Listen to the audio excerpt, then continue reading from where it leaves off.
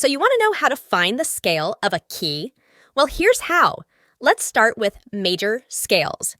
Major scales are usually identified with being a happy or pleasant sound.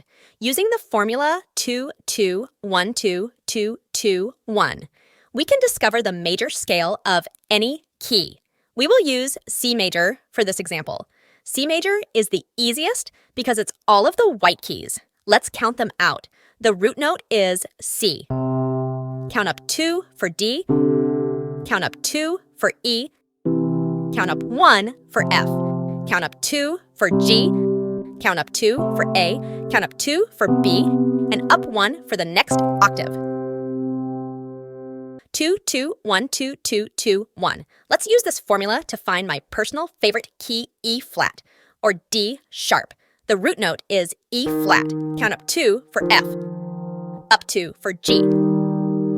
Up 1 for G sharp, or A flat. Up 2 for A sharp, or B flat. Up 2 for C, up 2 for D, and up 1 for the next octave, which is D sharp, or E flat. If you haven't noticed, the black keys can either be named sharps or flats. If I go up from C to the black key, that would be C sharp, and going down from D would make it D flat. All in all, it is the same key. We can now build chords by using the notes in the scale.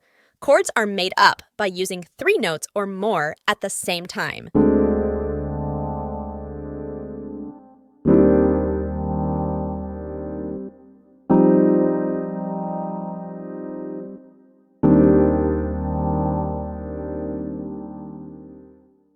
We can also play melodies by using the notes in our selected scale.